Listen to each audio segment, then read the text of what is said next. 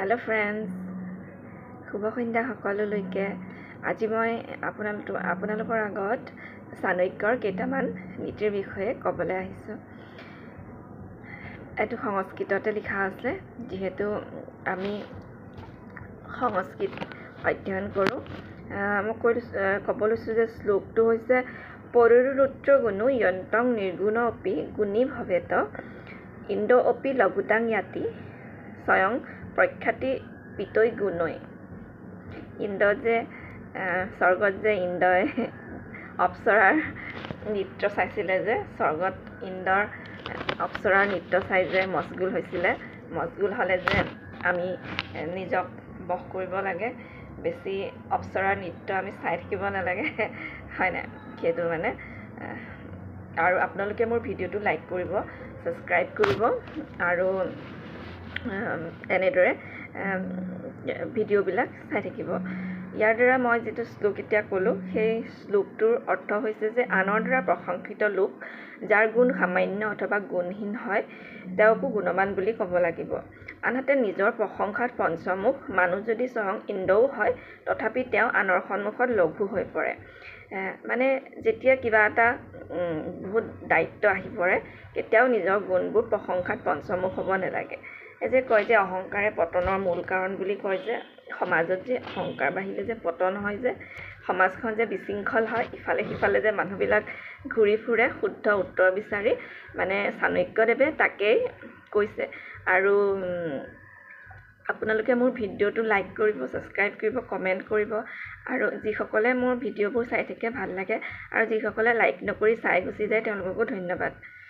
এতিয়া মই ভিডিঅ'টো অলপ মই চাণক্য বাণীটো বহলাই কৈ লৈছোঁ যে প্ৰশংসা কৰাটো অতি ভাল কাম।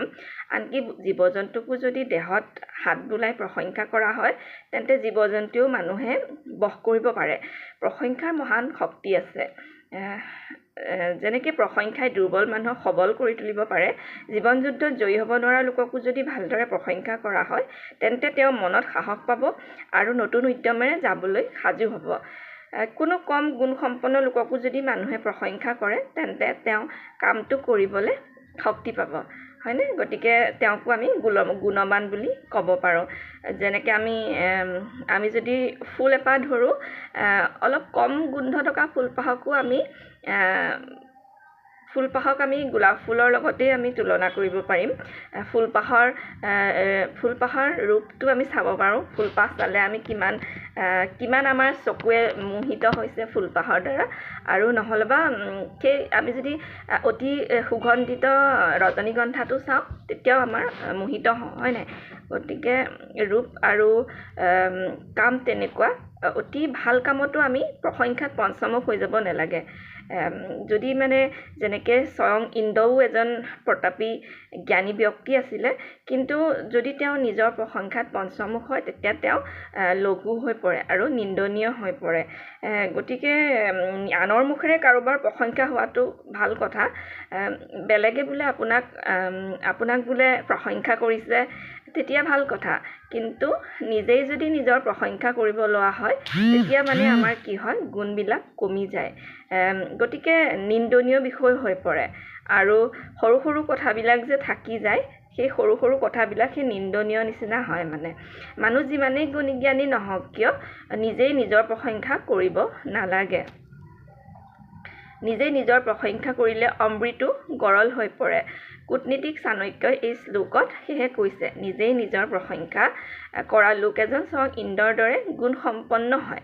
আমি ইন্দ্ৰক এজন যথেষ্ট গুণসম্পন্ন ব্যক্তিৰ ভিতৰত ধৰিবলৈ আমি চিন্তিত কৰিব লগা হয়, কাৰণ তেওঁ সমাজৰ চকুত লঘু হৈ পৰে। অপ্সৰাবোৰে যে ইন্দ্ৰৰ সমাজত নাচিছিলে, আপোনালোকে হয়তো জানে, হয় নাই?